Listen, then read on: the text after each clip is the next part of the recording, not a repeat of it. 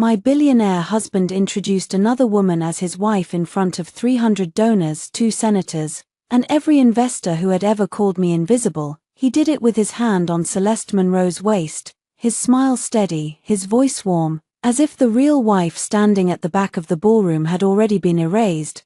The room applauded before anyone noticed I had taken off my wedding ring. I did not scream, I did not walk onto the stage, I did not throw wine at the woman wearing the emerald earrings I had once left in my own bedroom drawer. I opened my phone under the shadow of a marble column and sent one message to my lawyer. Trigger clause 7, pull meridian before midnight. Nora answered in less than 10 seconds. Are you sure? Unstage, Adrian Vale leaned toward the microphone and said, my wife, Celeste, has been the heart behind tonight's work. The applause grew louder. I looked at the man whose empire had been built on my contacts, my trust, my family's infrastructure rights, my signature, and my silence. Then I typed back, I have never been more sure. I arrived at the Meridian Charity Gala through the side entrance because Adrian's assistant told me the front steps were crowded with press. That should have been the first warning. For 6 years, I had entered ballrooms beside Adrian Vale. I had stood 1/2 step behind him when he rang the opening bell for Vale Global's public offering. I had smiled through award dinners, expansion ceremonies, and fundraisers where men in black tie praised his brilliance while shaking the hand of the woman who had quietly built the first bridge beneath him. Tonight I arrived alone. A young event coordinator with a headset glanced at my name and froze. Mrs. Vale, she said, but her voice fell at the end. I noticed the hesitation. I also noticed the way she looked over my shoulder as if someone might appear and correct her. Is there a problem? I asked. No, of course not. She gave me a smile so polished it nearly cracked. Your table is near the front. She handed me a program. The cover was ivory and gold. Meridian Children's Hospital Annual Gala, sponsored by Vale Global Holdings.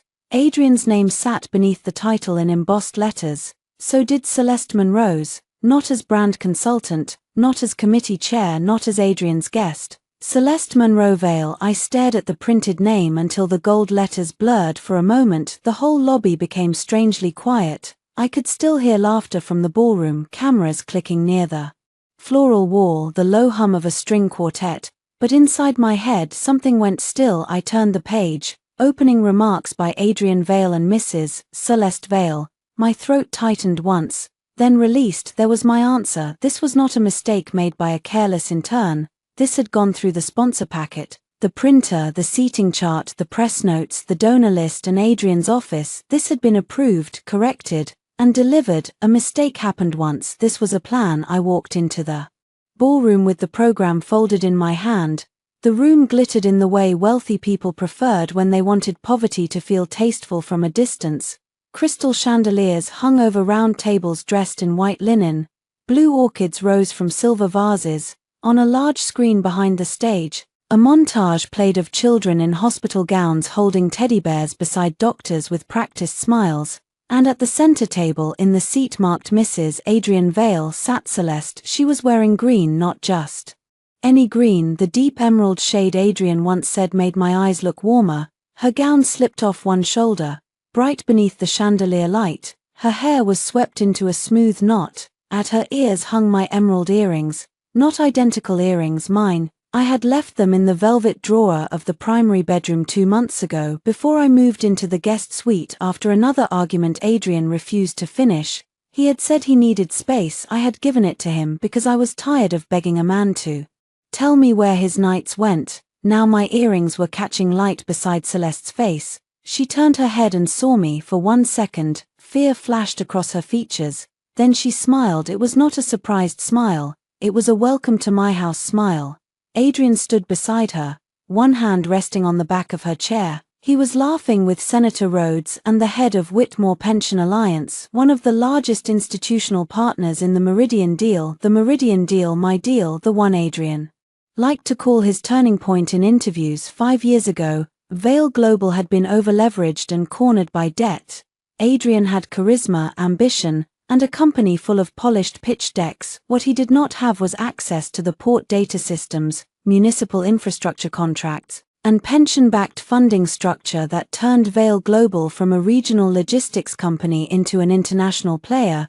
I had brought him Hart Trust's infrastructure rights, I had introduced him to Whitmore, I had designed the final bridge, I had also written Clause 7 into the agreement, reputation, disclosure, and material misrepresentation. Adrian had laughed when he first read it. Do you think I'm going to run away with investor money? He had asked, pulling me into his lap in our old apartment, back when we still shared cheap takeout and impossible dreams. No, I had said, I think successful men forget who protected them on the way up.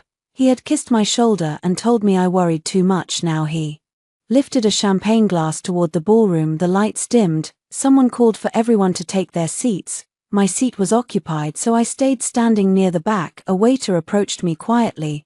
May I help you find your table? No, I said, I found it. He followed my gaze, his face changed, but he said nothing. The Gala chair stepped onto the stage and welcomed the room. She praised generosity, vision, partnership. Then she introduced Adrian as the man whose leadership had changed the future of urban medical access. Adrian walked up to the stage. Celeste went with him, not behind him, beside him. The room applauded. He placed his hand lightly at her waist. The gesture was intimate enough to be understood and controlled enough to be denied. I felt people begin to notice me. A woman from the hospital board turned, looked at Celeste, looked at me, then looked away too quickly. Daniel Price, Vail Global's CFO, stood near the front with his face pale and frozen. He knew, or maybe he had just realized he should have known. Adrian reached the microphone. Good evening, he said. Tonight is personal for me. Meridian was never just a business partnership, it was a promise that wealth should build access, and success should build something beyond itself. His voice was perfect, it always was. Then he turned to Celeste, and none of this would have been possible without the woman who gave this mission its heart, my wife, Celeste. The applause came like a wave. Some people clapped because they believed him, some clapped because everyone else did. Some clapped while staring at me in horror. Celeste lowered her eyes in an elegant imitation of humility. I remembered teaching Adrian how to speak to donors without sounding hungry. I remembered sitting up until 3 in the morning rewriting his first Meridian proposal. I remembered transferring the first emergency bridge payment from my personal reserve when payroll nearly failed in year 1. I remembered his mother telling me I should be grateful Adrian let me stay private instead of dragging me into cameras. Private, that was what they had called my erasure. I looked down at my left hand. The diamond ring felt suddenly heavy. Adrian had chosen it with borrowed money and trembling hands when neither of us knew whether his company would survive another quarter. Back then, the ring meant we were building something together. Tonight, it meant I had mistaken history for loyalty. I slid it off, no dramatic gesture, no shaking hands, just skin remembering its own shape. Then I opened my phone. Nora Blake's contact sat at the top of my recent messages because I had called her 3 weeks earlier after finding a hotel charge Adrian claimed was a client dinner.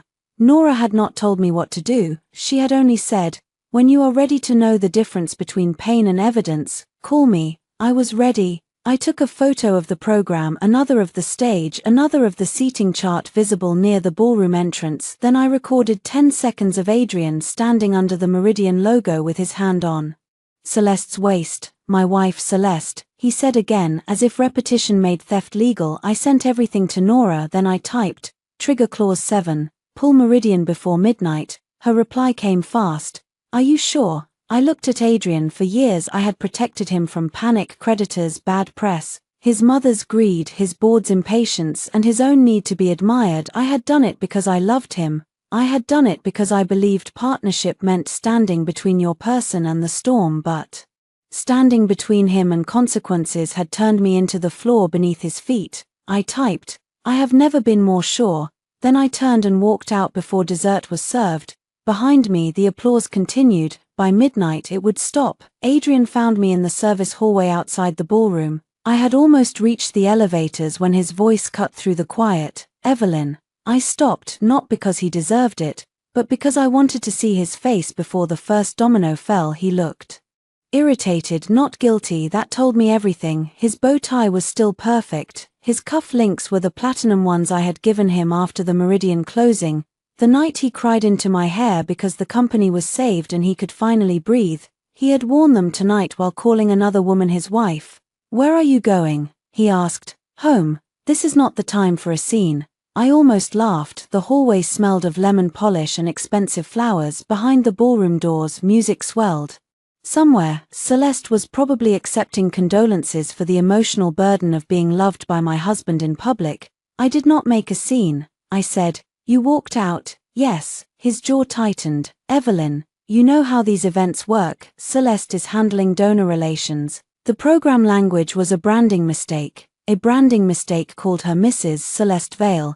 It was printed before anyone caught it. And your speech. He looked away for half a second. That was the first crack. I improvised, he said. You improvised a wife. His eyes hardened. Lower your voice. I had not raised it. That was another thing I had learned in marriage. A man who feared your calm would accuse it of noise. I held up the program. You introduced your mistress as your wife at an event built on my trust's deal. His expression shifted. Not enough for most people to notice, but I knew Adrian's face. I had watched it through investor calls, debt negotiations, and nights when he pretended not to be afraid. He had expected tears. He had prepared for anger. He had not prepared for the word deal. Do not mix personal feelings with business, he said. I did not. Good, then go home. We'll talk tomorrow. We will talk through lawyers. His mouth flattened. Evelyn. I stepped closer, close enough to smell champagne on his breath. You called her your wife, I said. In a room full of Meridian investors, hospital trustees, press representatives, and public officials, you allowed printed materials to misidentify her as your spouse. You let her sit in my assigned seat. She is wearing my earrings. His eyes flicked toward my ears, as if only then remembering the jewelry. That is what you want to focus on, he said. Earrings? No, I am focusing on pattern, intent, and public misrepresentation. For the first time he went quiet. A small sound came from behind him. Celeste stood near the ballroom doors, one hand resting against the frame. Her smile was delicate, uncertain, and false. Adrian, she said softly, people are asking for you. He did not turn around. I looked at her earrings again. Keep them, I said. They suit the costume. Her face flushed. Adrian took one step toward me. Do not speak to her like that. There it was. Not I am sorry. Not I humiliated you. Not I made a terrible mistake. Only a command to protect the woman who had stepped into my life wearing my name. I nodded once. Good night, Adrian. I entered the elevator before he could answer. The doors closed on his angry face, only when the elevator began to descend. Did I let myself exhale? My phone vibrated. Nora. Notice sent to escrow counsel. Formal withdrawal pending supporting evidence. I need you out of the marital home tonight if you intend to proceed. I stared at the message until the words became real. Out of the marital home. The house in Westbrook had 6 bedrooms, a limestone terrace, 2 kitchens, and a library Adrian never used but loved showing to guests. The deed was complicated. The down payment had come partly from my premarital reserve and partly from a Vale company bonus that only existed because of Meridian's first phase. I had decorated the breakfast room. I had planted rosemary in the garden. I had chosen the blue tiles in the downstairs powder room because Adrian once said they reminded him of the coast in winter. It had never felt less like mine than it did that night. Our driver was waiting by the curb. He opened the door quickly, eyes lowered. Mrs. Vale. I paused. Evelyn, I said. He looked startled. My name is Evelyn. Yes, on. The ride home, Manhattan slid past in streaks of gold and black. My phone kept lighting up. Adrian called 4 times. Margaret Vale, his mother, called twice. An unknown number texted me. You are embarrassing yourself. Go back inside before people talk. I knew it was Celeste. She had always preferred borrowed things. Even courage. I ignored them all. Instead, I opened the secure folder on my phone and reviewed the checklist Nora had made me create when I first suspected Adrian was moving money in ways he should not. Personal documents. Trust files, original Meridian term sheets, prenuptial agreement, bank records, jewelry appraisals, property contribution records, password changes, shared credit freeze. I had thought making the list meant I did not trust my husband.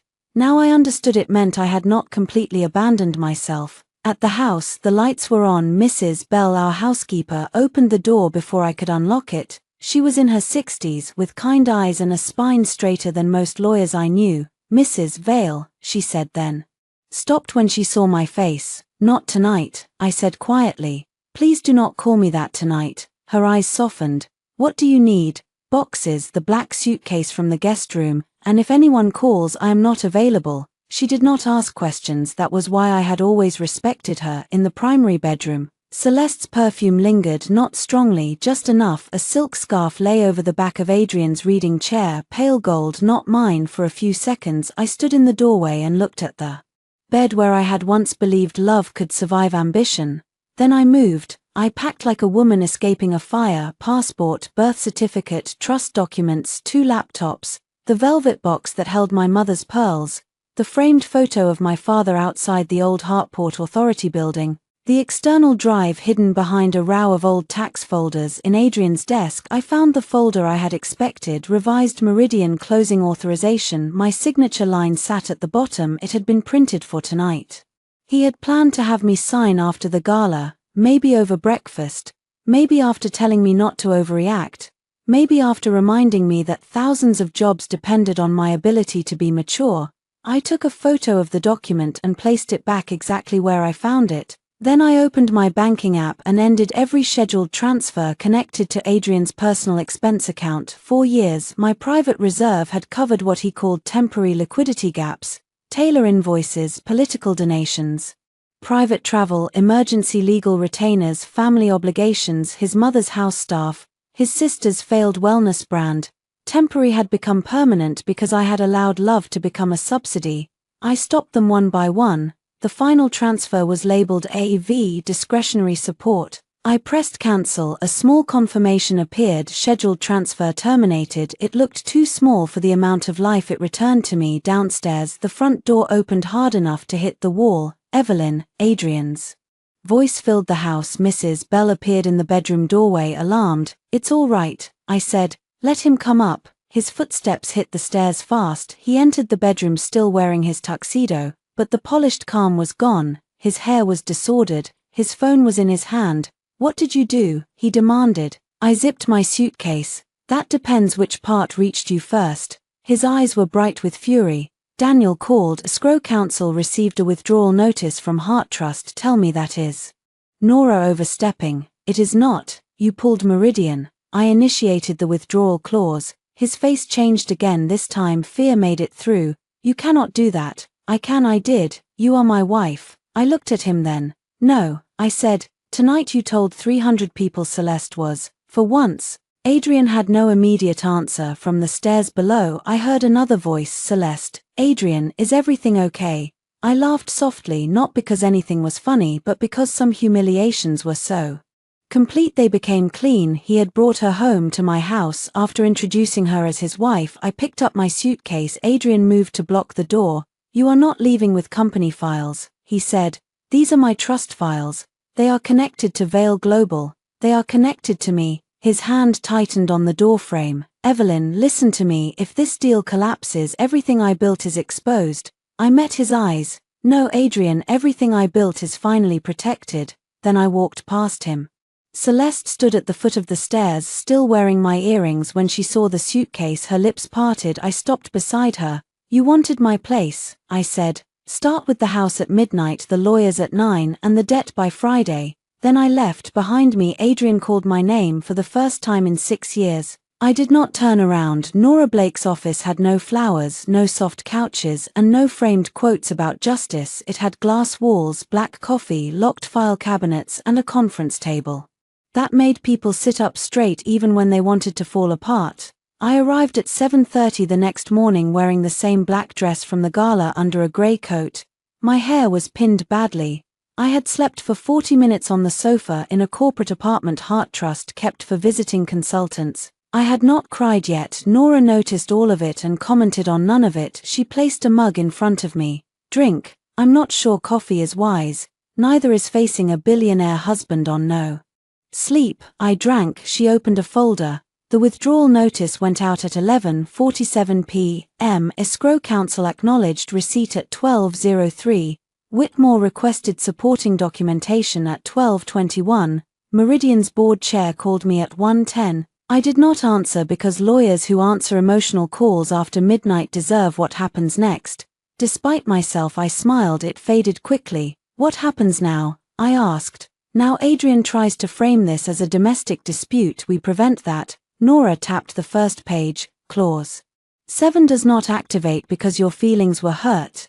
It activates if there was material misrepresentation, reputational risk, undisclosed conflict, or conduct likely to damage the trust's participation in the transaction. He called his mistress his wife, in public, in printed materials, at a sponsored event tied directly to the partnership.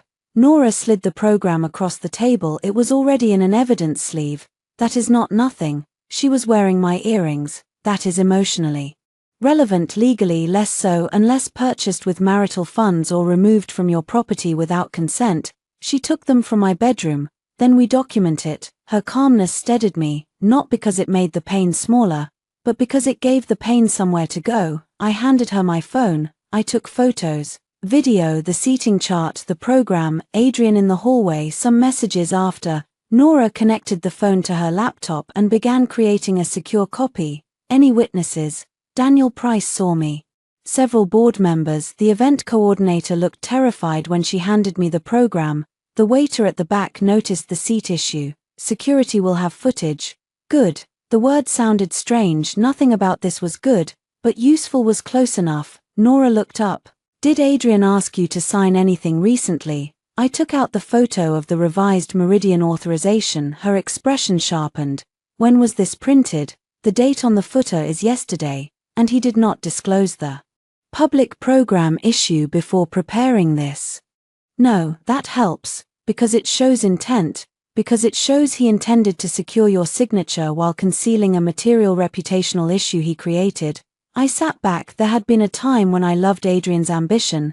It had felt like heat in a cold room. He wanted more, and I wanted to help him reach it because I had grown up around people who treated wealth like a wall. Adrian had treated it like a door. I had not understood that some men, after walking through a door you helped open, would lock it behind them and tell the world they built the house. Nora pulled out another folder. Now we discussed divorce. The word landed harder than I expected. Divorce, not argument, not separation, not space, a legal severing. I know, I said, though my voice was quieter. Do you? I looked at her. Nora's face softened just slightly. Evelyn, pulling Meridian will start a war. Filing for divorce will define the battlefield. If you are not ready for both, we discussed timing. Adrian brought her home last night. Nora stilled. To the Westbrook house. Yes. While you were there. Yes. Did she enter before or after you left? Before. She was downstairs. Nora wrote something down. All right, that answers timing. My phone buzzed on the table. Adrian. Nora glanced at it. Do not answer. I did not. A second later, a text appeared. We need to fix this before you destroy both of us. Both of us. I showed Nora. She took a screenshot. Classic. What is? Men who confuse consequences with mutual destruction. Another message arrived. You know what Meridian means. Don't be emotional. Nora's eyebrows rose.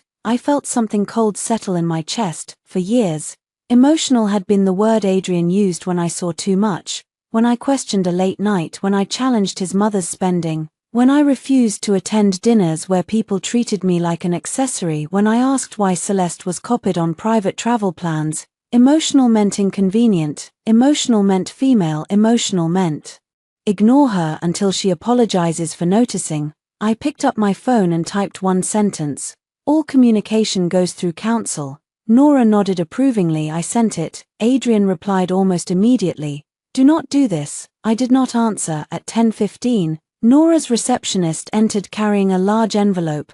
Courier for Mrs. Vale. Nora held out a hand before I could take it. From Vale Global. Of course, inside was a revised authorization packet, a letter from Adrian's general counsel and a handwritten note. The typed letter was formal. The handwritten note was Adrian. Eve, sign this and come home. We can discuss everything privately. Do not let one bad night ruin what we built. One bad night. I stared at the words. Not one affair, not months of lies, not my seat stolen, not another woman in my earrings, not a ballroom applauding my erasure. One bad night. Nora read the note and let out a sound that was almost a sigh. He still thinks the signature is the marriage. No, I said, he thinks the marriage is the signature. The difference mattered. He did not want me back because he loved me. He wanted the version of me that protected him, funded him, softened him, and signed where he pointed. I picked up the authorization packet. My signature line waited. Evelyn Hartvale. For years, I had used the full name because it felt like union, heart, and veil, my past and my present, my family, and my marriage. Now the two names looked like a legal dispute. I took Nora's pen, she watched me carefully, I did not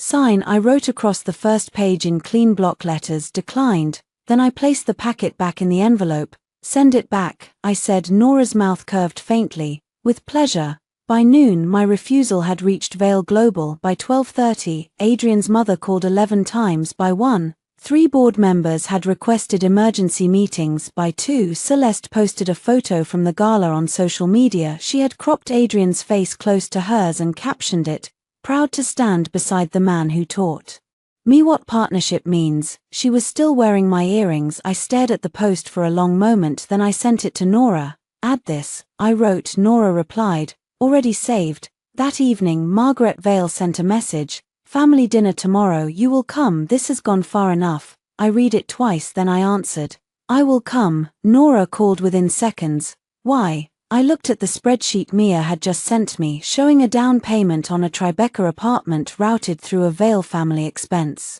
account 3 months earlier. The recipient entity was CM Holdings LLC, Celeste Monroe. "Because they still think this is about a gala," I said. "It is not. No, it is about the bill." Margaret Vale believed family dinners could solve anything, provided the right person was pressured hard enough. She had hosted them for years in the formal dining room of the Westbrook house, beneath a chandelier too large for the ceiling and a portrait of Adrian's late father looking sternly down at whoever disappointed her most that week. Usually that had been me. I arrived exactly on time, not early, because I was no longer trying to prove respect, not late because I was not afraid. Mrs. Bell opened the door, her eyes flicked to the small leather folder in my hand. "Good evening, Evelyn." The sound of my name warmed something in me. "Good evening." From the dining room came the low murmur of voices: Adrian's sister, Lydia, his cousin Paul, Margaret, Adrian, and Celeste. I walked in, everyone stopped talking.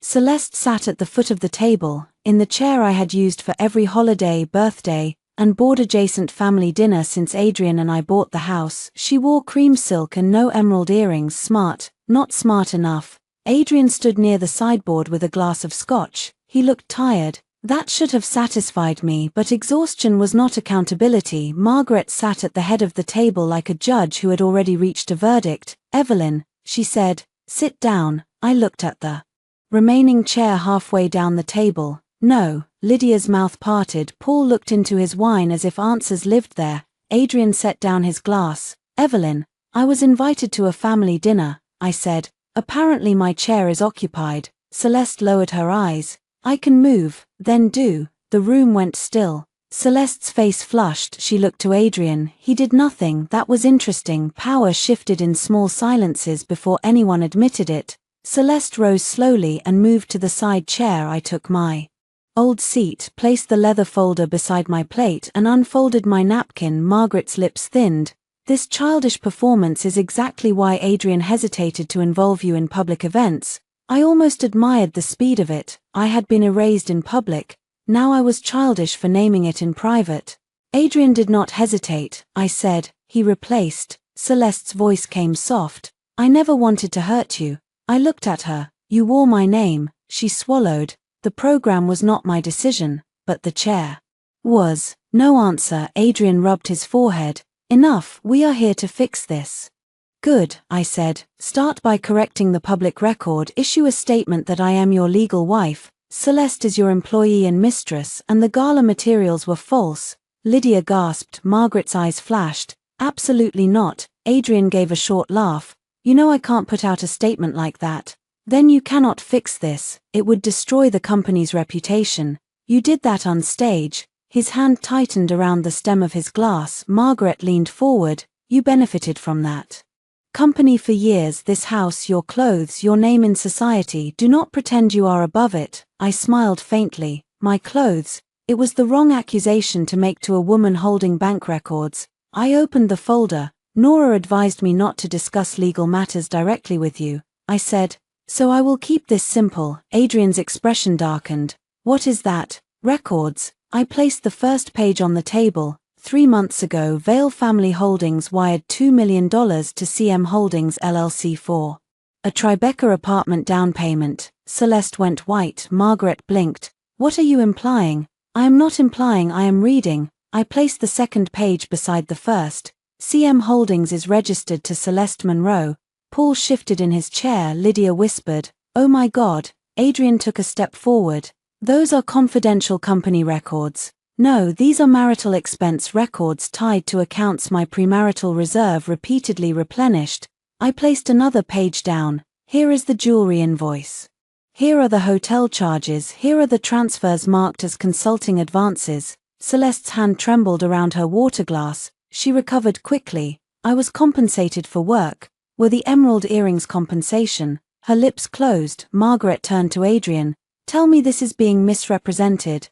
Adrian did not answer. The silence at that table became heavier than any shouting could have been. For the first time, Margaret looked uncertain, not remorseful, not ashamed, uncertain. Her loyalty had never been moral, it had been financial. If Adrian's affair threatened the family structure, Celeste would become less charming very quickly. I looked around the table. "Let me explain something," I said. "You all thought I was quiet because I was weak. I was quiet because I was busy protecting assets you kept spending."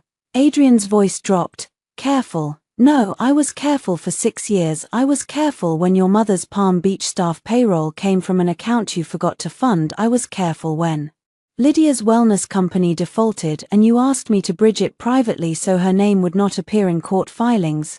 I was careful when Paul needed an introduction after his last fund collapsed. I was careful when you came home smelling like Celeste's perfume and told me I was imagining things." Lydia stared at the table. Paul had the decency to look ashamed. Margaret did not. "You are Adrian's wife," she said coldly. "A wife protects her husband." I closed the folder. "No, a partner protects a partner. A wife is not insurance against humiliation." Celeste's eyes filled with tears. It was impressive how quickly she found them. "I love him," she whispered. "I did not ask for any of this." I turned to her. "You asked for the chair, you asked for the name, you asked for the apartment, you asked for the earrings, you asked for everything except the cost." Adrian slammed his glass down. "Enough." Red wine jumped in Lydia's glass. He looked at me with the fury of a man watching his private life become documentation. "You will not come into my house and attack everyone." I stood. "Your house." His face changed. I had not planned to use that card yet. "But sometimes men open doors for you while trying to throw you out." I removed one final page from the folder. "The Westbrook property deed lists my premarital contribution as protected equity. The renovation loan was paid down through Heart Trust distributions. Your company bonus covered less than you told your family." I placed the page on the table. "So, if you want to discuss whose house this is, we can do that in court."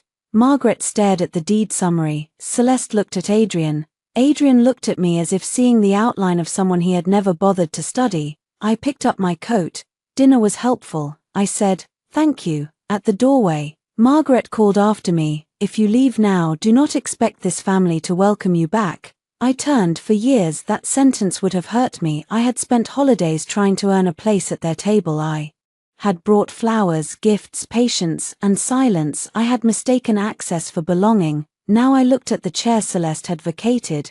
"You never welcomed me," I said. "You used me. No one followed me out." In the foyer, Mrs. Bell handed me my gloves. Her voice was low.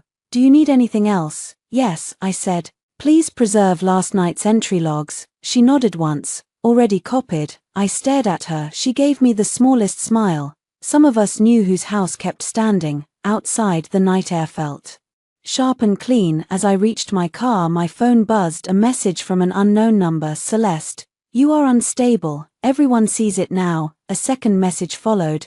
"You should have stayed invisible." I took a screenshot, then I sent it to Nora. By morning I had become the villain. The first article appeared on a finance blog known for receiving leaks from executives who wanted gossip to look like analysis. Veil global expansion threatened by founders' domestic turmoil. The second was worse. Sources say Adrian Vale's estranged wife blocks hospital partnership amid jealous dispute.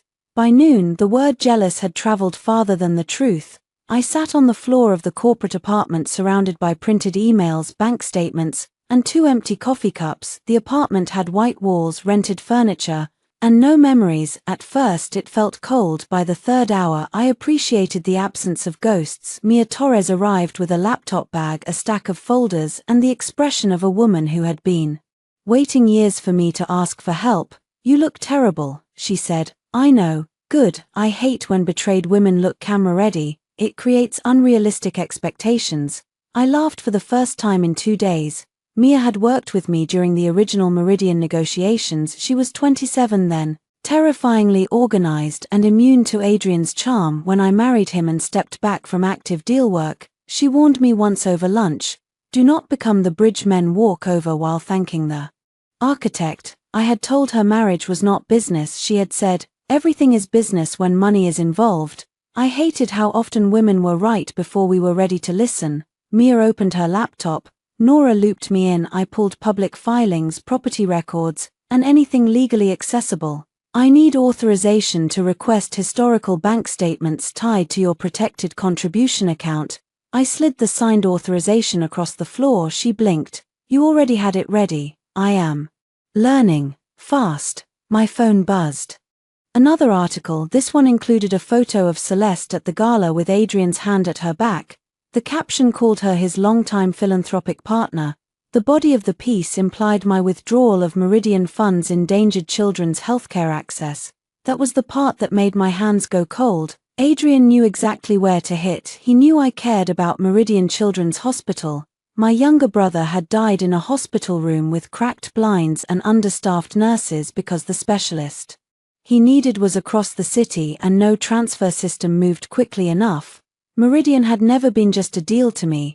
It was the reason I had agreed to build the partnership in the first place. Adrian knew that, so he made the story about children, not about the wife he erased, not about the mistress he funded, not about the false public identity. Children. Mia read the article over my shoulder and cursed. "He is using the hospital as a shield." "Yes, can you respond?" Nora says, "Not emotionally."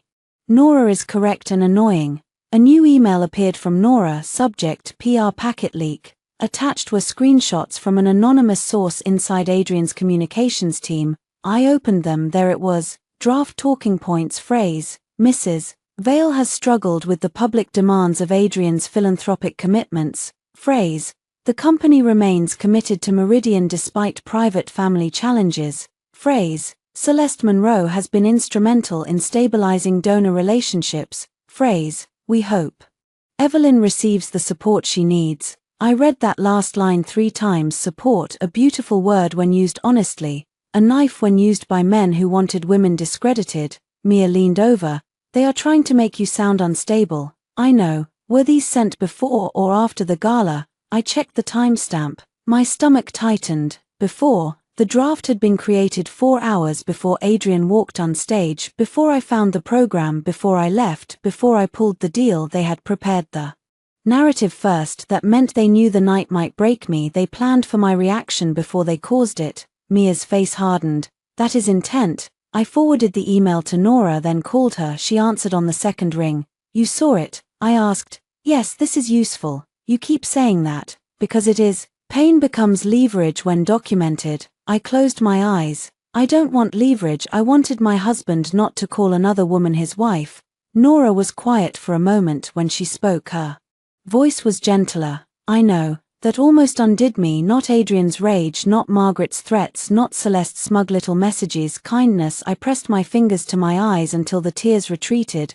"What do we do?" I asked. "We preserve the gala footage. The venue may resist." Adrian was the title sponsor. "I am sending a litigation hold letter now. I know the venue's security director," Mia said suddenly. I looked at her. "From the original Meridian Summit," she said. "Greg Alvarez. He liked you because you asked whether his staff got meal breaks." That sounded like me. "Call him," Nora said through the speaker.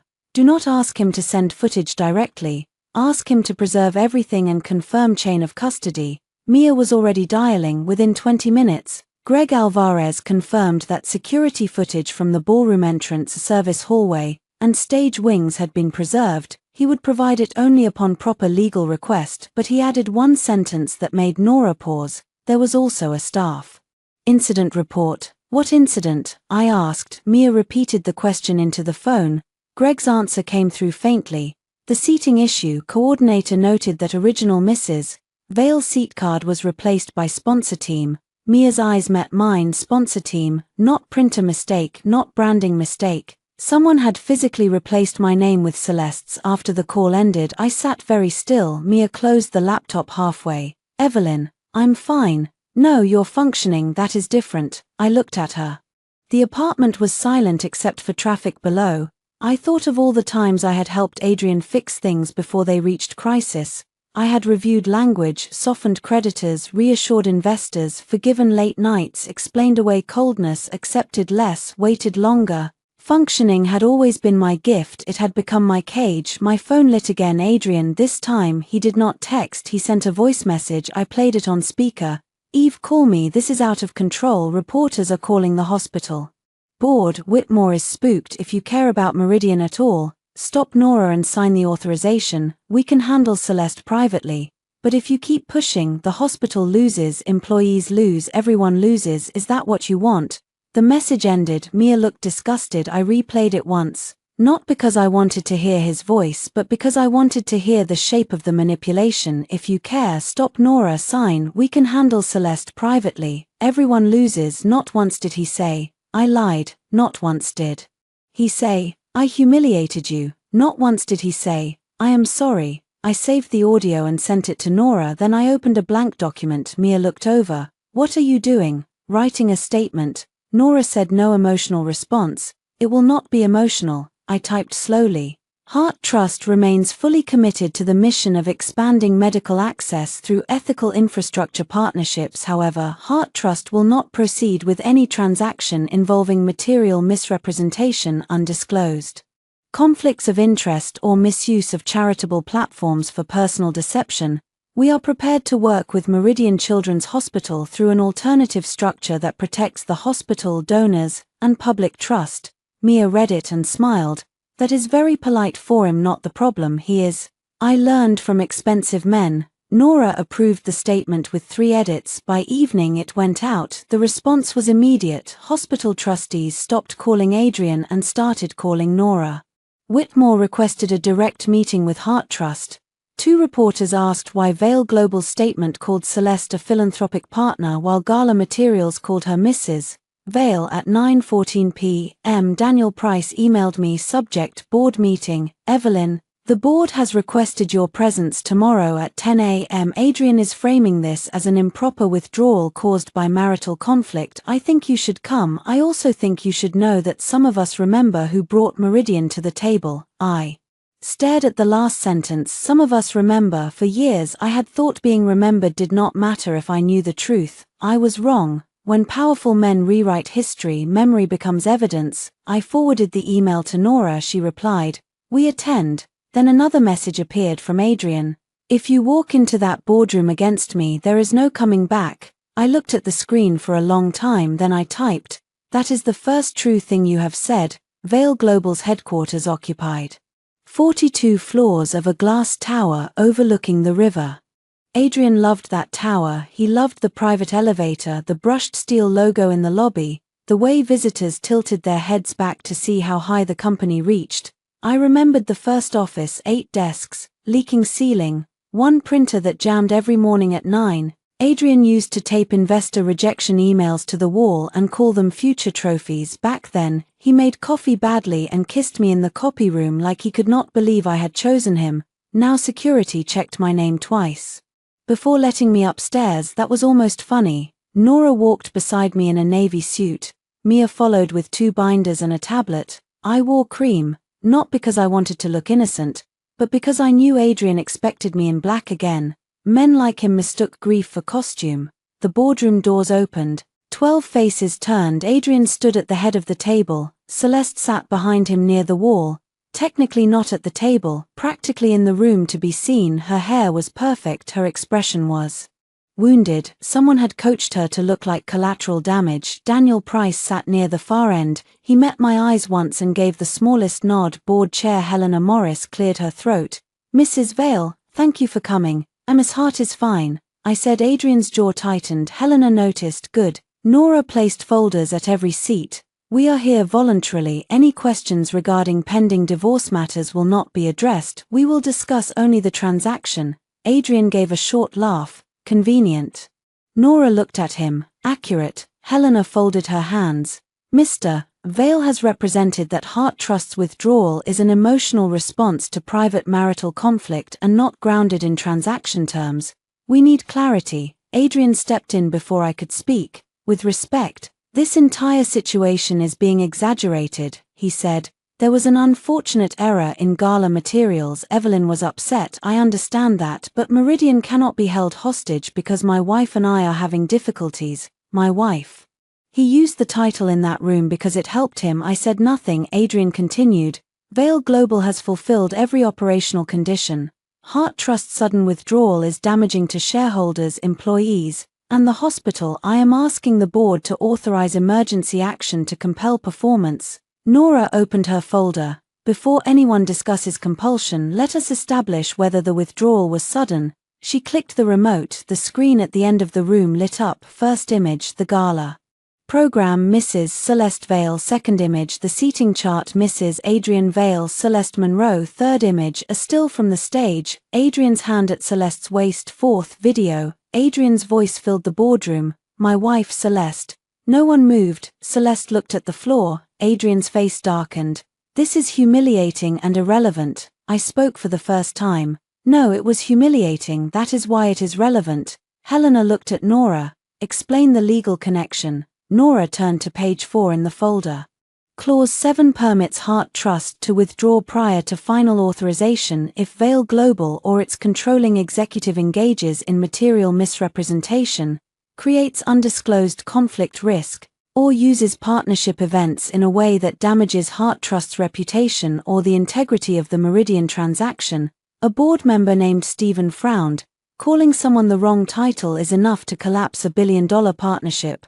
I looked at him. It was not the wrong title, it was my title. He flushed. Nora continued. The gala was not a private dinner, it was a transaction-linked donor and investor event. The woman introduced as Mrs. Vale was not Mr. Vale's wife. She was, according to company records, a paid brand consultant. She was also the beneficiary of undisclosed payments from accounts connected to Vale Family Holdings. Celeste lifted her head. That is a lie. Mia opened the second binder.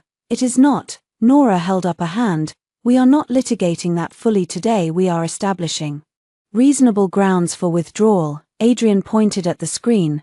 This is my marriage, not corporate misconduct. Daniel Price spoke then. His voice was quiet, but in that room quiet carried. With respect, Adrian, Meridian was never only corporate. Heart Trust required personal representations from you because the original structure depended on Evelyn's trust position and your marital disclosures. Adrian turned on him. Stay out of this, Daniel. Daniel's face tightened. I should have spoken earlier. That sentence changed the room. Helena leaned forward. Mr. Price, clarify. Daniel removed his glasses. The original Meridian access came through Evelyn Hart, the Hartport data license, the municipal introductions, the Whitmore pension structure. Adrian was CEO. But Evelyn built the bridge financing model. Her continued authorization was always essential. Silence. For years, Vale Global's mythology had been simple. Adrian saw the future. Adrian took the risk. Adrian built the empire. No one mentioned the woman who opened the locked gate. Adrian's voice went cold. Daniel, think carefully. I am, Daniel said. For the first time in a while, Celeste stood. This is cruel. Adrian made one mistake at a charity event and everyone is acting like he committed fraud. I turned to her. You signed into the donor reception as Celeste Vale. Her mouth opened. Mia slid another page forward. Guest log, Celeste Monroe Vale. You accepted the correction when a staff member asked if your name should be Monroe, I said.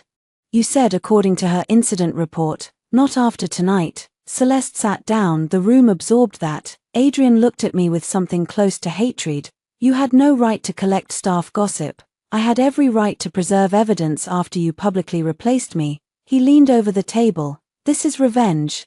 No, I said. Revenge would have been walking onto that stage and telling everyone how many nights you spent in her apartment. This is governance. Helena's mouth tightened as if suppressing a reaction. Nora closed her folder. Heart Trust is not asking this board to adjudicate a marriage.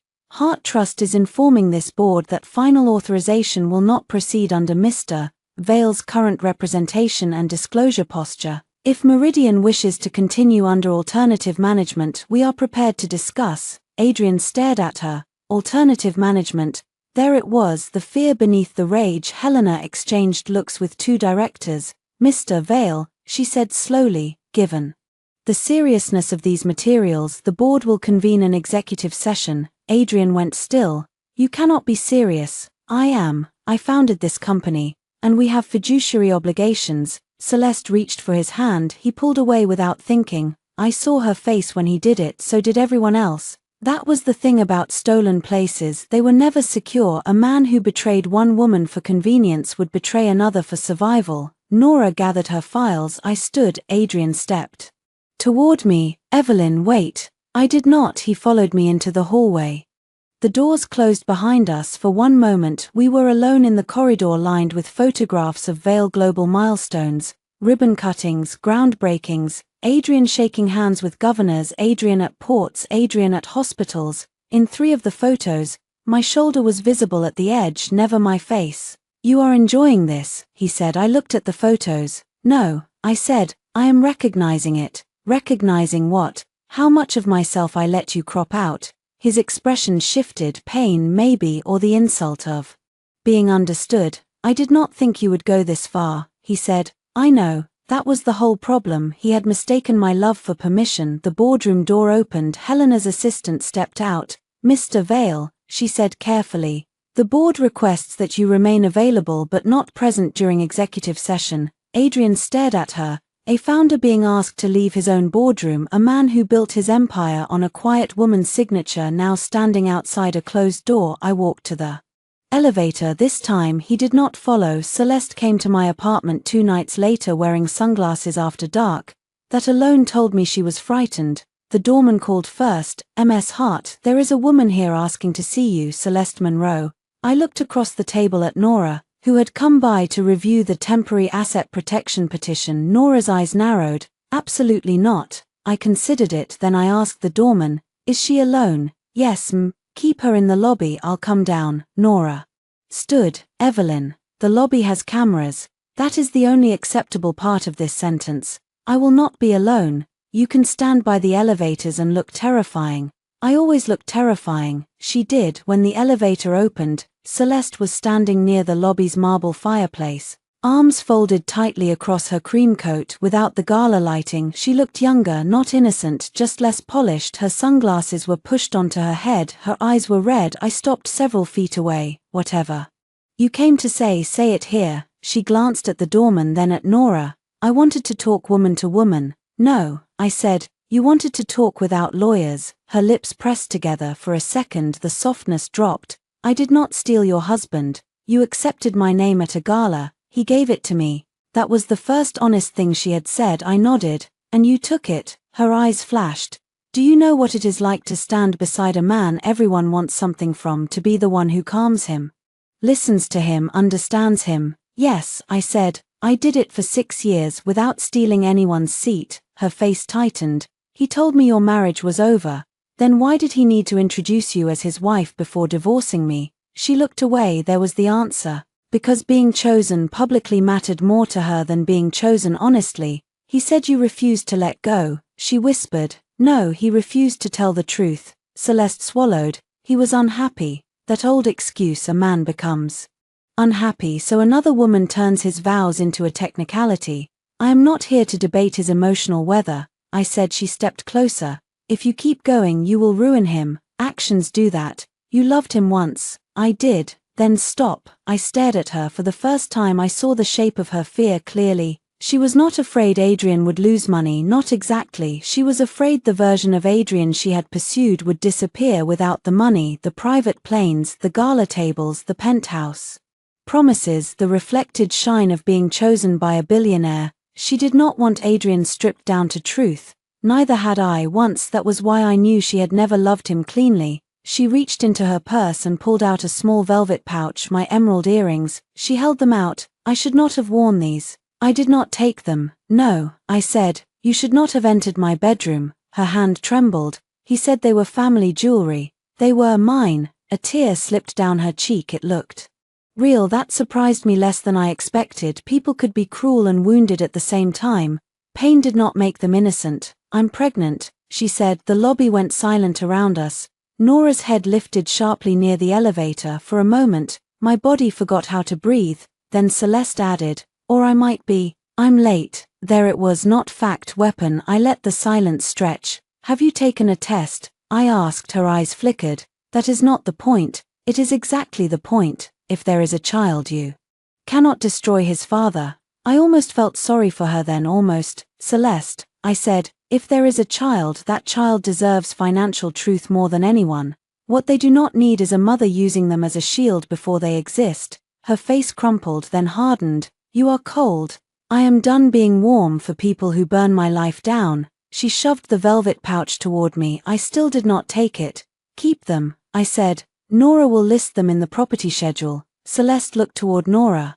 You are recording this. Nora smiled without warmth. The lobby is. Celeste's face changed. Not enough to make her confession neat, but enough. She stepped back. You think you are winning, she said. No, I said. I think I am leaving. You will be alone. There it was. The oldest threat women used against other women when both had been taught a man was the prize. I looked around the lobby, the doorman at his desk, Nora by the elevator, my own reflection in the dark window, tired but standing. I was alone. In my marriage, I said. This is just quieter. Celeste had no answer. She left the velvet pouch on the table near the fireplace and walked out. Nora waited until the doors closed before coming over. That was reckless, she said. Useful. She sighed, annoyingly. The doorman approached with the pouch, MS Heart. I looked at the earrings glittering against dark velvet. They had been my mother's. Adrian knew that. Celeste had not. That did not absolve her, but it clarified the chain of harm. Please put them in a security envelope, I said. Nora will arrange pickup. Back upstairs. Mia had sent new files, subject CM Holdings, and transfer trail. I opened the first attachment. The Tribeca apartment down payment was only the beginning. There were monthly transfers disguised as consulting retainers, a luxury car lease through a Vail subsidiary, jewelry invoices, a private fertility clinic charge billed to Adrian's discretionary account. I stopped at that one, not because it hurt more, because it mattered. The date was 6 weeks before the gala. Celeste had known exactly what she was implying in the lobby.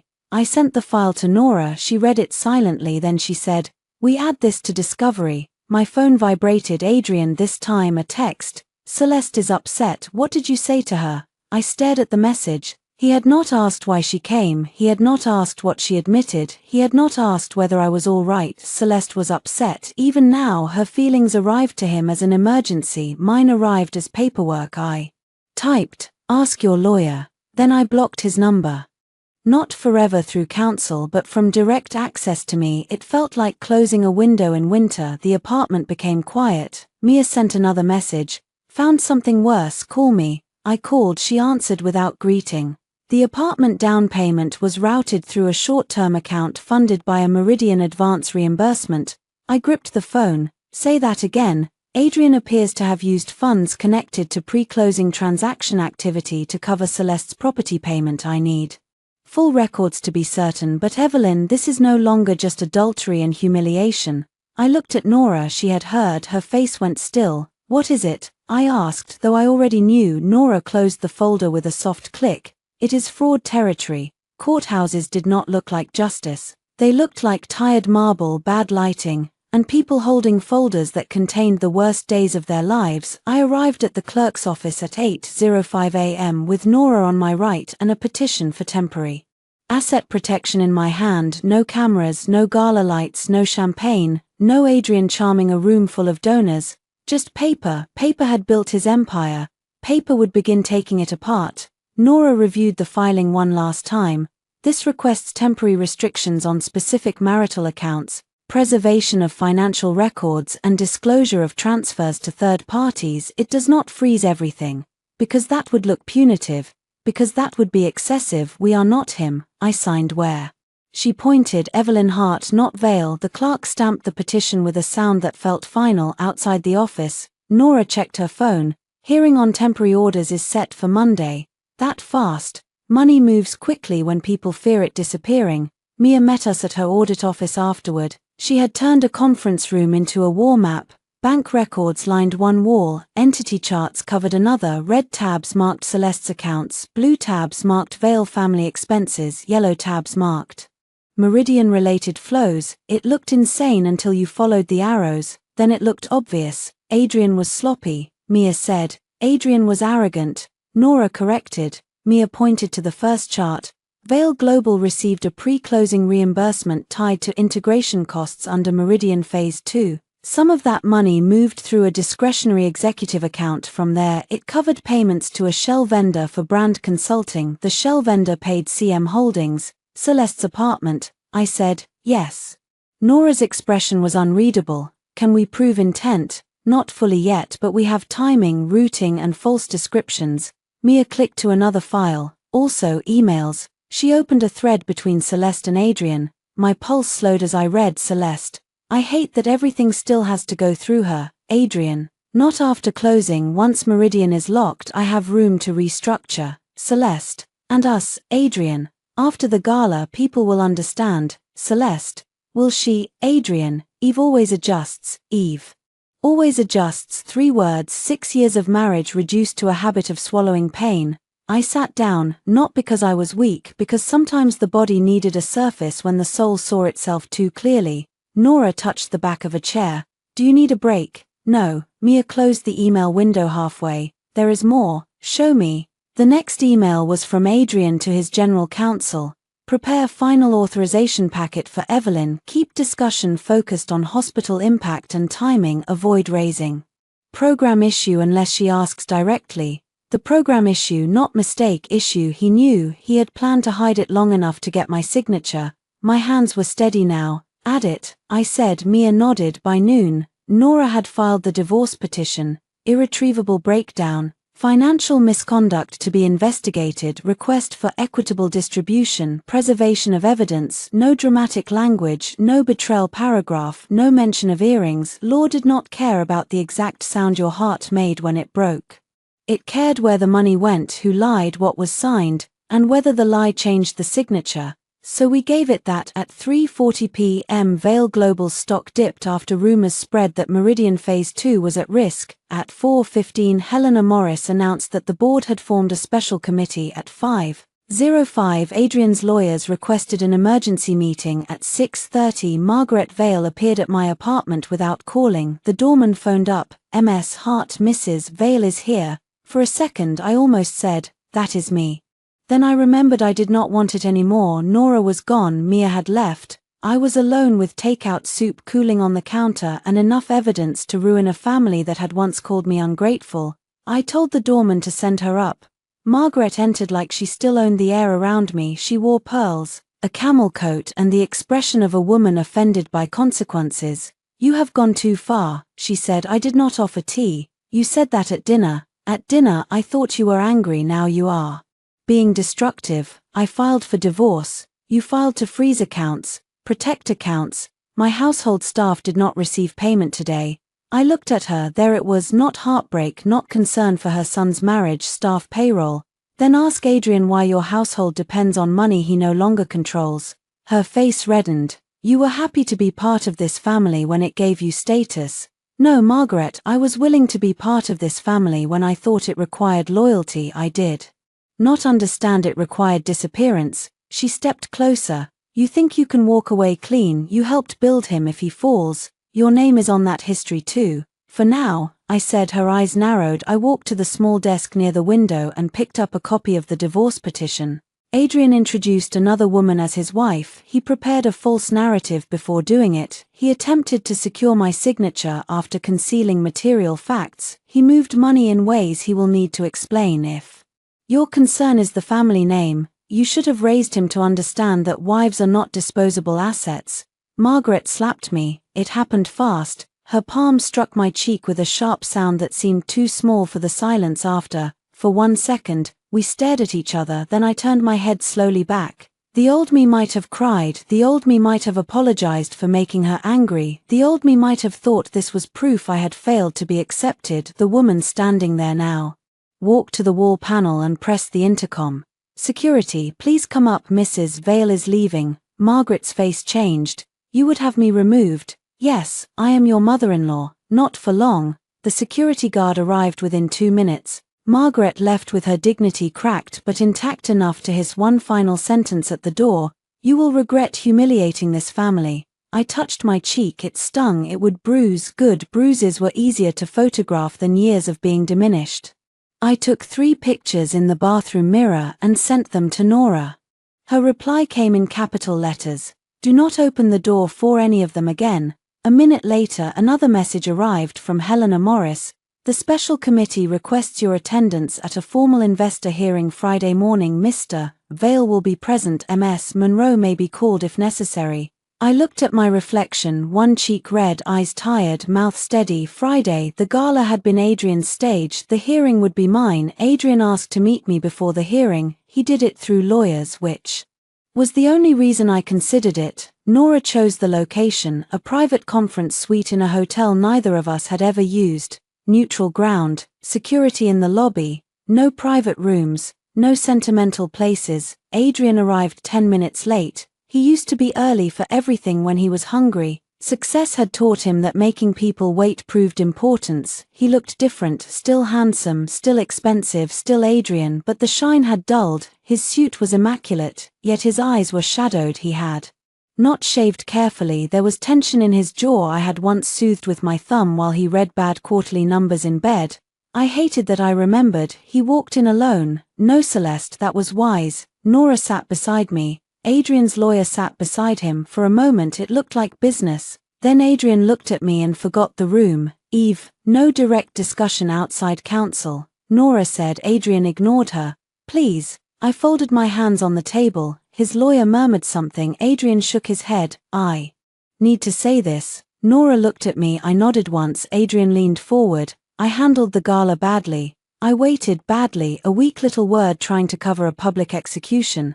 I let things go too far with Celeste. He continued. I should have corrected the program. I should not have used that language on stage. You mean wife, I said. His throat moved. Yes, the word cost him less than it had cost me. He looked down. I was under pressure. Celeste had been handling donor relationships. People expected her.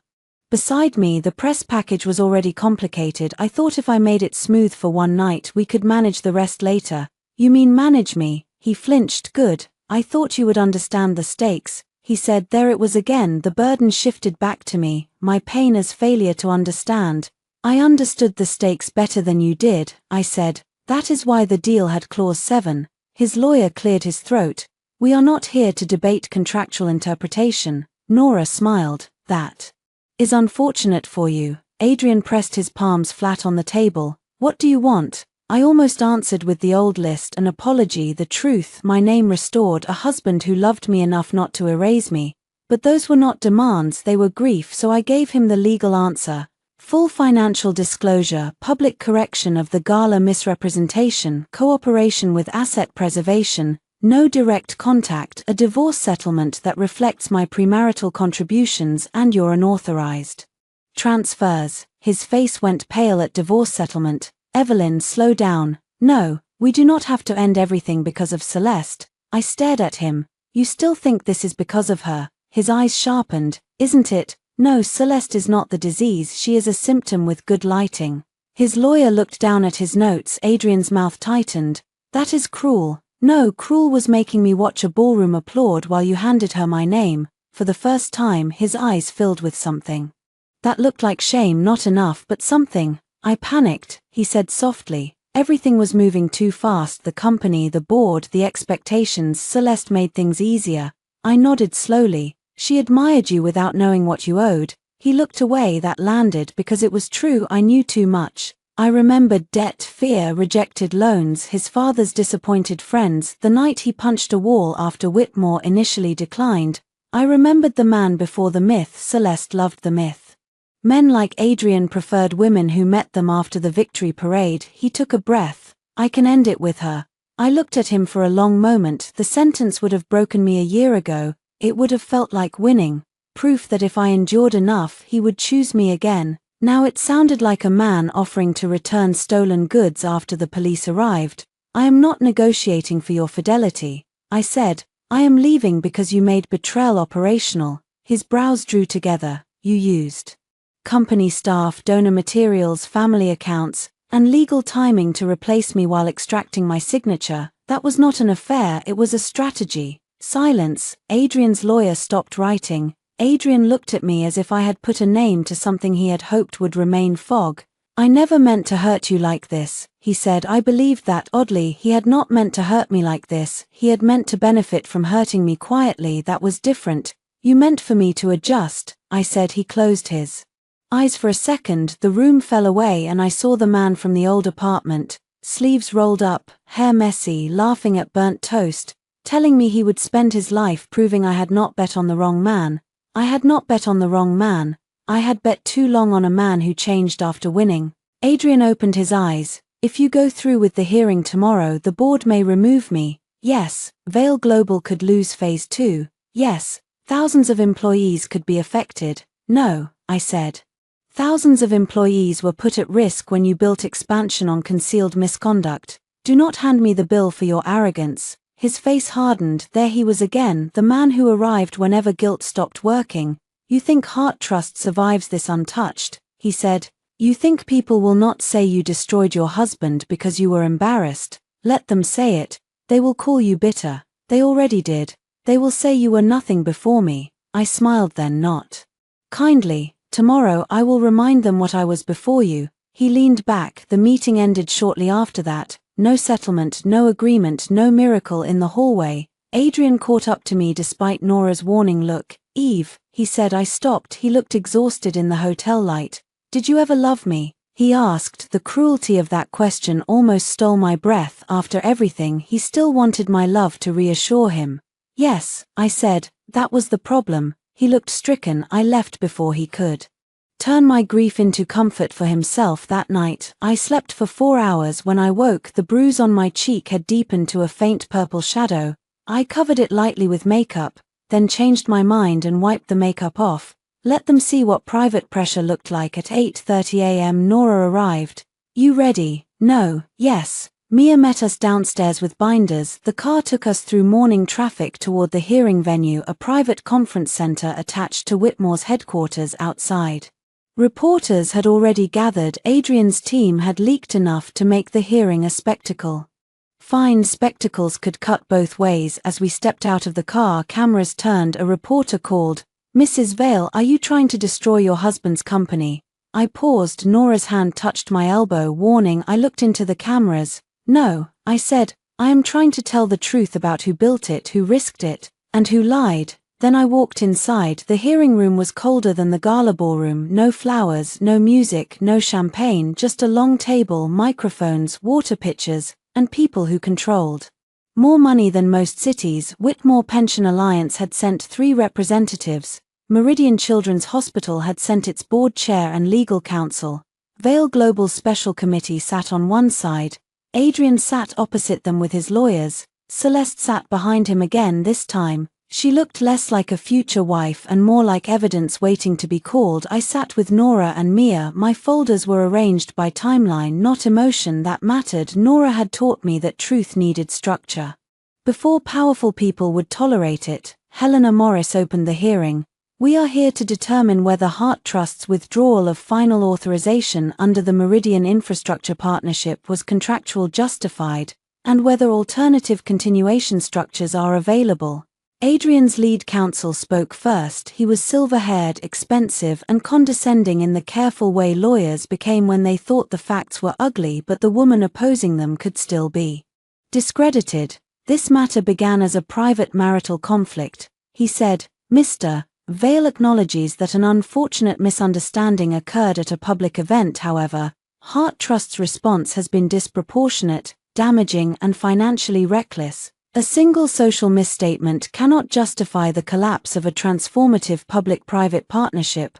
I wrote down one phrase, single social misstatement. Nora glanced at it and nearly smiled. Adrian's counsel continued for 20 minutes. He spoke of jobs, hospital access, market confidence, lender concerns, and founder stability. He used my name rarely. When he did, he said Mrs. Vale, not Evelyn Hart. not managing trustee Mrs. Vale. Even now their strategy depended on making me smaller than my authority. When he finished, Nora stood. She did not raise her voice. Mr. Ralston asks this room to view the gala as a single social misstatement. We will show it was neither single nor merely social nor a misstatement. She clicked the remote. The screen lit up. Timeline: 4 months before Gala, increased payments to Celeste Monroe under consulting labels. 3 months before Gala, CM Holdings apartment down payment. 6 weeks before Gala, private fertility clinic expense billed through Adrian Vale's discretionary account. 2 weeks before Gala, PR draft framing Evelyn Hart as unstable if conflict emerged. 3 days before Gala, sponsor team request to replace Mrs. Evelyn Vale. Seating materials: Gala night, printed program identifying Celeste Monroe as Mrs. Celeste Vale. Gala night, Adrian Vale introducing Celeste as his wife. Gala night, revised authorization packet prepared for Evelyn Hart's signature. The room went silent before Nora said a word. That was the power of sequence. Payne argued. Sequence proved. Adrian stared at the screen. His face had gone rigid. Celeste looked as if she might be sick. Nora played the video again. Adrian's voice filled the room. My wife Celeste. No applause this time, just the flat echo of a lie. Nora turned to the committee. This was a transaction event. It involved key donors, public officials, institutional investors, and hospital leadership. Mr. Vale publicly misidentified a paid consultant and undisclosed financial beneficiary as his spouse while his actual spouse, the managing trustee whose authorization remained necessary for final closing, was present and uninformed. Whitmore's lead representative, Karen Liu, leaned forward. Ms. Blake, are you alleging misuse of transaction-related funds? We are alleging there is sufficient evidence to require investigation before any final authorization can responsibly proceed. Adrian's lawyer stood. These financial characterizations are misleading. Nora nodded to Mia. Mia stood, opened the binder, and walked the room through the transfers. No drama, no adjectives, dates, accounts, entities, descriptions, amounts. By the time she finished, the word affair had become too small for the room. Meridian's counsel asked, Ms. Hart, did you know about these payments before the gala? I leaned toward the microphone. No. Did you authorize them? No. Had Mr. Vale disclosed that Ms. Monroe had been presented as his spouse in event materials prior to seeking your final authorization? No. Adrian's jaw worked. Karen Liu looked at him. Mr. Vale, did you review the gala program before the event? His lawyer whispered to him. Adrian said, I saw portions. Did you know Ms. Monroe was listed as Mrs. Celeste Vale? A long pause. I became aware of confusion. Karen's face did not change. That was not my question. The room waited. Adrian looked at me. I did not look away. Yes, he said finally. I knew there was an issue. Celeste closed her eyes. Helena Morris looked down at her notes. Adrian's counsel quickly said, the issue was administrative and not intended to mislead. Nora clicked to the staff incident report. Sponsor team replaced original seat card. Guest log: Celeste Monroe Vale. Staff note: guest corrected name from Monroe to Vale and said, not after tonight. Karen Liu turned slowly toward Celeste. Ms. Monroe, did you say that? Celeste's voice was faint. I don't remember. Nora played lobby security audio from my apartment building. Not all of it, only the part where Celeste said, he gave it to me. Her own voice filled the room. I did not steal your husband. You accepted my name at a gala. He gave it to me. Nora stopped the recording. Celeste began to cry. This time, no one moved to comfort her. Adrian looked trapped between fury and collapse. I thought I would feel triumphant. I did not. I felt clear. The truth did not heal the wound, it cleaned it. Karen Liu conferred quietly with her team. Meridian's board chair spoke with counsel. Helena Morris requested 10 minutes. The room broke into murmurs. Adrian stood abruptly and walked toward me. Nora moved first. Do not. He stopped. His eyes were red. Was this worth it? He asked. I looked at the hearing room, the documents, the lawyers, the woman he chose sitting behind him with tears on her face, the company he risked, the partnership he used as a shield, the marriage he thought could be repaired after being converted into strategy. No, I said, that is why I wish you had not done it. He flinched as if I had struck him. The committee returned. Helena spoke first. Vale Global Special Committee has determined that Mr. Vale's conduct and undisclosed financial entanglements create significant governance risk. Effective immediately, Mr. Vale's authority over Meridian-related matters is suspended pending investigation. Adrian's face drained. Karen Liu followed. Whitmore will not proceed with Phase 2 under Mr.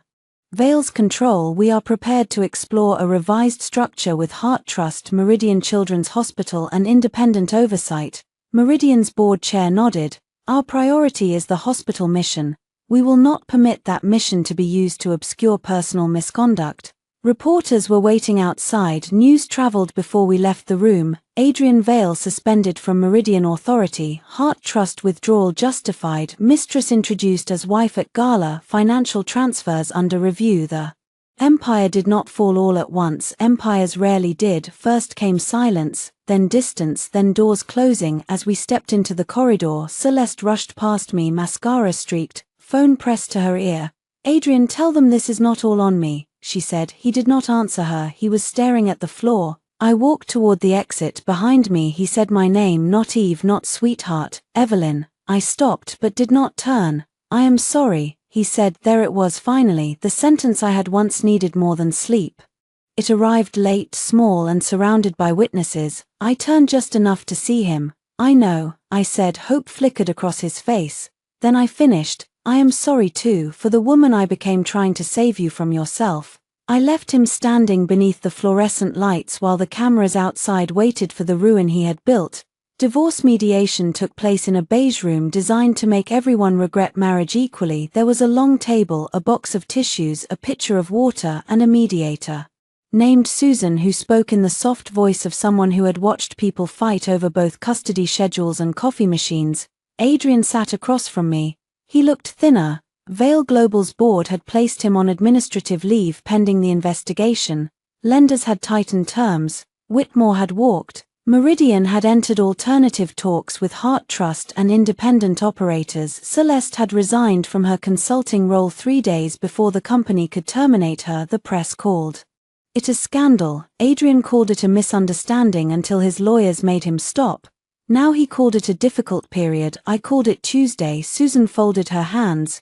We are here to discuss marital asset division, protected premarital contributions, reimbursement claims, and potential settlement language. Adrian's lawyer had aged 5 years in 2 weeks. Nora looked refreshed. That seemed unfair but satisfying. The first are covered accounts, the second covered the Westbrook house. Adrian wanted to keep it.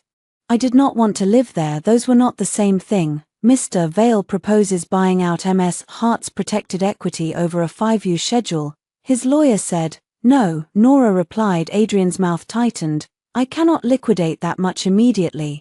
You should have considered liquidity before routing funds to a mistress's apartment, Nora said. Susan inhaled. Adrian looked at me. Are you going to let her talk to me like that? I almost laughed. Even here, even now, he looked to me to manage the discomfort he caused. Yes, I said. His eyes darkened. The mediator redirected us. By lunch, Adrian agreed to sell the Westbrook house unless he could secure full payment of my protected equity within 90 days. He would reimburse specific transfers pending final accounting. He would cooperate with Discovery. He would make no public statements implying I acted from emotional instability. That last clause took the longest. Adrian resisted it harder than the money because money could be earned again. Narrative was harder to surrender. When the draft settlement language appeared on the screen, he read it silently. Neither party shall characterize Heart Trust's withdrawal or MS Heart's divorce filing as irrational, unstable, vindictive, or emotionally motivated. He gave a bitter smile.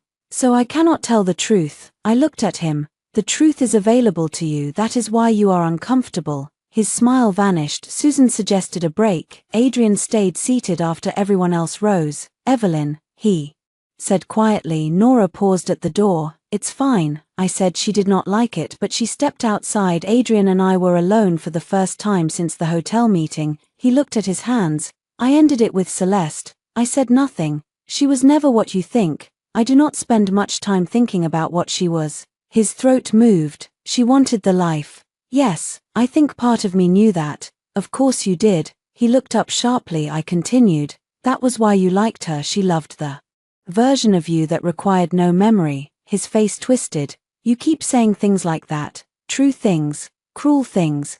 They feel cruel because they do not protect you. He leaned back, exhausted. Did I ever have you, really? The question irritated me more than it hurt. You had me when I refinanced your debt with my father's contacts. You had me when I stood beside you at your first investor dinner and watched men ask you questions I had already answered in the documents. You had me when I slept in hospital chairs beside your mother after her surgery while you closed the Denver acquisition. You had me when I ignored perfume, late nights, and lies because I wanted to believe success had made you distracted, not selfish. His eyes reddened. You had me, I said. You just mistook having me for owning me. He covered his face with one hand. For a moment I saw genuine grief. It did not change anything. That was one of the hardest lessons. A person could finally understand the damage and still not be owed another chance. After mediation, I went to the Westbrook house for the last time. Mrs. Bell met me at the door. I packed the library items you listed, she said. Thank you. The house smelled of polish and rain. It no longer smelled like Celeste's perfume. It no longer smelled like mine either. Rooms became strange quickly after Love left them. I walked through the foyer, past the dining room where Margaret had told me a wife protects her husband, past the stairs where Celeste had stood in my home wearing my earrings, past the bedroom where I had packed my life into 2 suitcases. In the library, my mother's portrait hung above the fireplace. Not a formal painting, a charcoal sketch my father had commissioned before she got sick. She was laughing in it, head turned slightly, hair loose around her face. I had placed it in the Westbrook library because I wanted one woman in that house to look free. I climbed the small step stool and lifted it down. Adrian appeared in the doorway while I was wrapping it. I did not know you were coming today, he said. I scheduled it through counsel. I did not think you would come yourself. I wanted her. He looked at the portrait. I always liked that sketch. No, I said, you liked that. Guests asked about it. He accepted that quietly. The house around us creaked in the rain. Are you really selling? He asked. If you cannot buy me out, yes. This was our home. I looked around the library. Was it a home? Was not made by tile furniture, rosemary, or framed photographs. A home required safety. I had mistaken beauty for shelter. It was a house where I worked very hard to feel chosen. I said. He stepped closer. Evelyn, I know I cannot undo what happened, but if we slow down, maybe after the investigation, after the press calms, we could talk, not about the company, about us. There is no us outside. What you were willing to do to keep the company. That is not fair. It is exact. His face tightened. I loved you. I know. I still do. I tied the string around the wrapped portrait. No, I said, you love the woman who absorbed the cost of being near you. She is gone. He looked toward the window. Rain streaked the glass.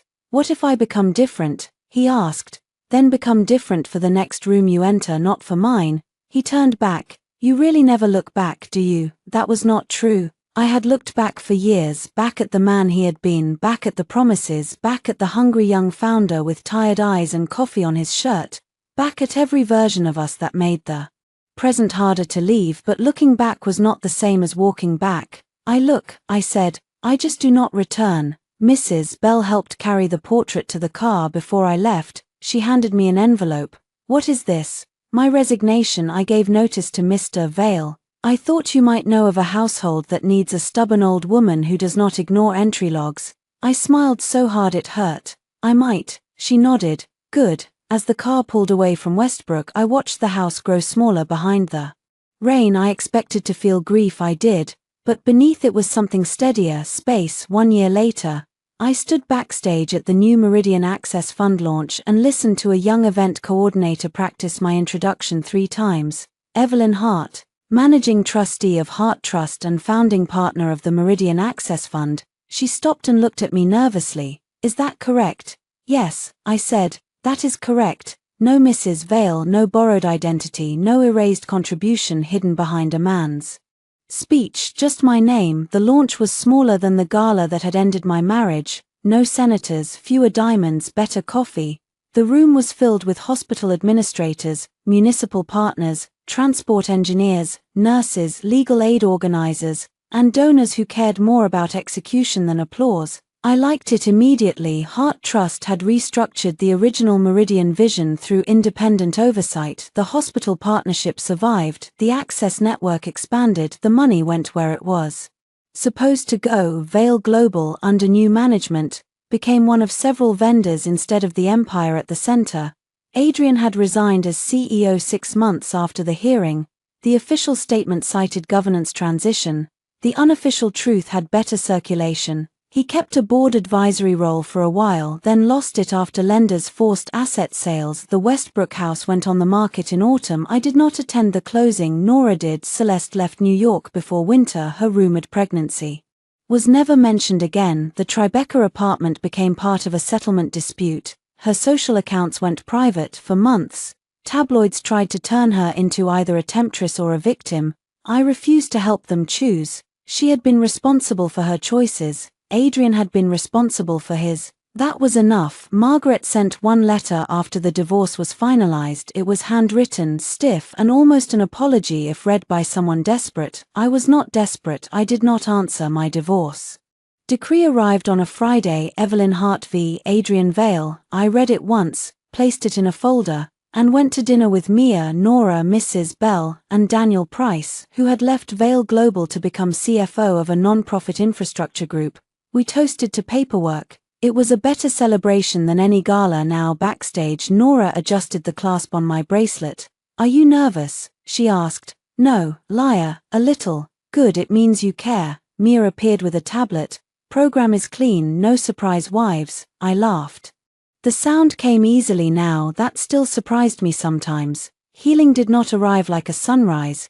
It arrived like small ordinary things returning: sleep, appetite, music in the kitchen, the ability to pass a jewelry store without remembering emeralds, the ability to hear Adrian's name without feeling my body brace for impact. I had not become invincible, I had become unavailable for the same harm. That was better. The coordinator peeked in. "Ms. Hart, 2 minutes. I nodded, then my phone buzzed. Unknown number. I should have ignored it. I knew before opening it who it was. "Evelyn, I heard about tonight. I am glad Meridian survived. I know that was always yours more than mine. I am sorry it took losing everything to understand that." "Adrian, I read the message once." Nora saw my face. "Him?" "Yes." "Do you want me to respond?" "No." I locked the phone. For years Adrian's messages had been weather. A word from him could brighten or ruin my day. A delay could make me anxious. A cold sentence could make me review myself for flaws. Now his apology sat behind a dark screen while someone called my name. That was freedom. The lights warmed as I stepped onto the stage. Applause rose, not thunderous, not the empty roaring sound of a ballroom applauding a lie.